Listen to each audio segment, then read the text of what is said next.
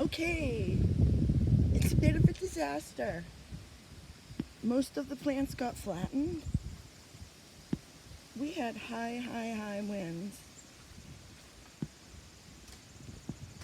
And oh my god, what am I gonna do? Oh my god. Oh my god.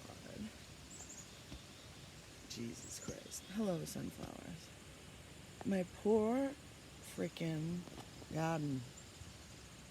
There's a couple plants kind of standing.